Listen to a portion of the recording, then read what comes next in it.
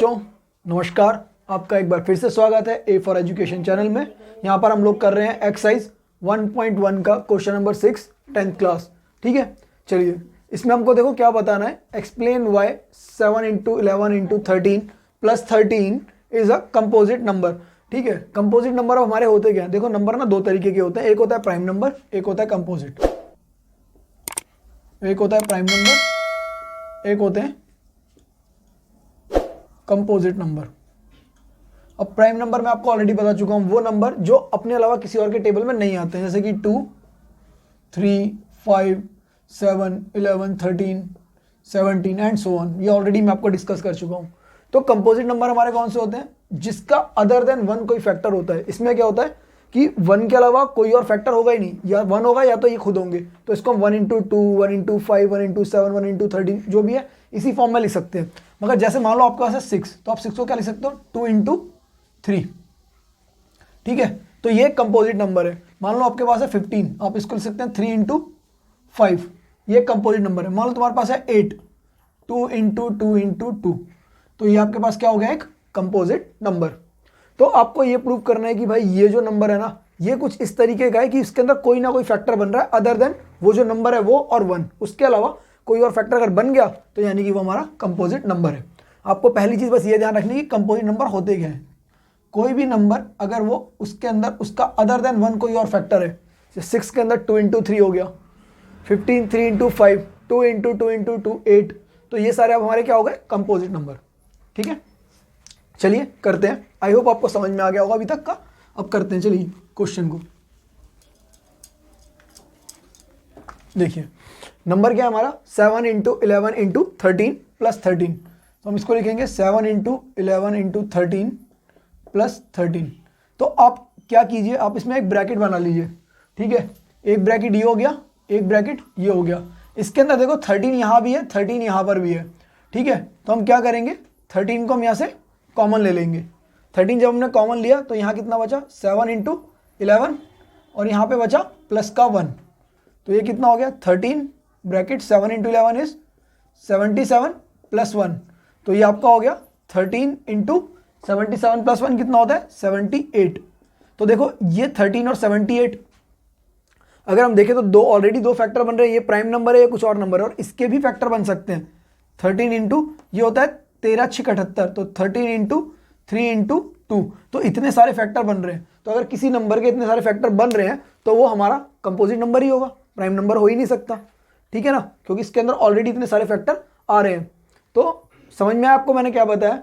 तो इसमें देखो करना क्या है, आपको अगर कुछ इस तरीके का नंबर दिया है तो आपको उसको ब्रेक करना है कि वो किसी चीज़ का फैक्टर बन जाए। हमने इसमें क्या किया? हमने इसमें 13 को कॉमन निकाल लिया।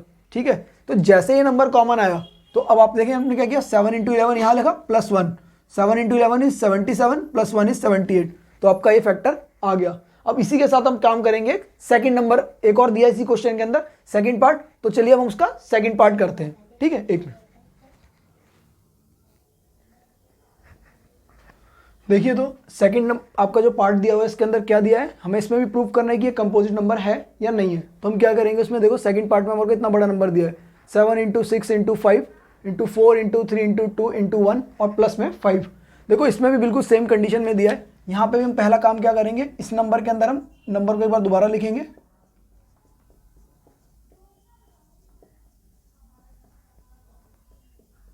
और सबसे पहला काम करेंगे इसको ब्रैकेट के अंदर इनक्लोज कर लेंगे। हम एक ब्रैकेट बना लेंगे। अब देखो जो ये नंबर है, ये नंबर यहाँ पर भी है ना, तो इस नंबर को हम निकालेंगे कॉमन। अपने 5 को कॉमन लिया, अंदर क्या रह गया? 7 into 6 into 4 into 3 into 2 into ये रह गया आपका 1।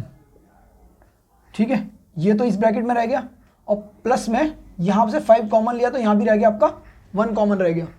5 ऑलरेडी कॉमन आ गया ना, तो 5 आपका यहाँ 1 रह गया। अब आप क्या करेंगे?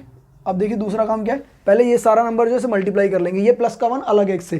ठीक है, तो मल्टीप्लाई करेंगे तो देखो करो, इसको अलग अलग कर लो। या तो 7 6 42 इंटू 4 तिया 12 दूनी 24 इंटू 24। 1 को मल्टीप्लाई किया तो 24 इंटू 1 1 रह गया, प्लस में 1। तो यहाँ मल्टीप्लाई कर लेते हैं हम, 42 इंटू 24, 4 दूनी 8, 4 चौक 16, 2 दूनी 4 और 4 दूनी 8। कितना आ गया 8, 6 4 10 और 8 और 1 कितना हो गया 9 और एक कैरी था तो 10। तो हमारा आंसर क्या होगा 5 इंटू 1008 प्लस 1, ये हो गया आपका 5 इंटू देखो क्या हो गया 1009। अब देखो ये भी दो नंबर हैं और ये दोनों आपस में मल्टीप्लाई हो रहे हैं, तो यानी ये क्या हो गया हमारा प्रोडक्ट की फॉर्म में आ रहा है। तो कोई भी नंबर जब प्रोडक्ट की फॉर्म में आ गया यानी उसके अंदर जो भी इसका नंबर बनेगा वो दैट इज अदर देन 1 एक फैक्टर होगा। जो भी प्रोडक्ट की फॉर्म में आ गया तो यानी हमारा क्या हो गया दैट इज और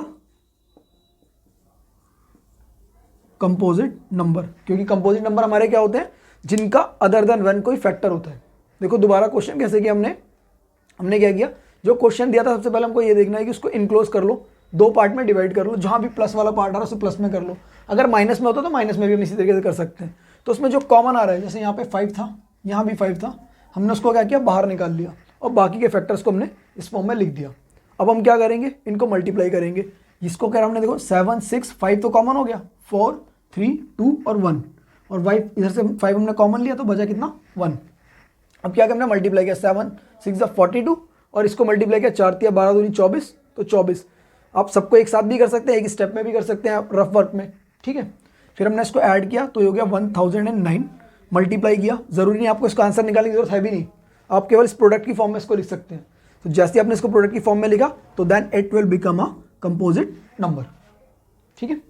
तो आई होप आपको समझ में आ गया आपको कंपोजिट नंबर कैसे निकालना है। इसके लिए कोई और क्वेश्चन भी हो सकता है बट तरीका आपका एकदम सेम रहेगा। इस टाइप के क्वेश्चन एग्जाम में आते भी हैं और ठीक है। तो आप लोग उम्मीद करता हूँ आपको ये चीज़ समझ में आ गई होगी, एकदम क्लियर भी हुआ होगा कॉन्सेप्ट, ठीक है। तो A4 एजुकेशन चैनल में आने के लिए आपका एक बार फिर से स्वागत है, बहुत बहुत धन्यवाद।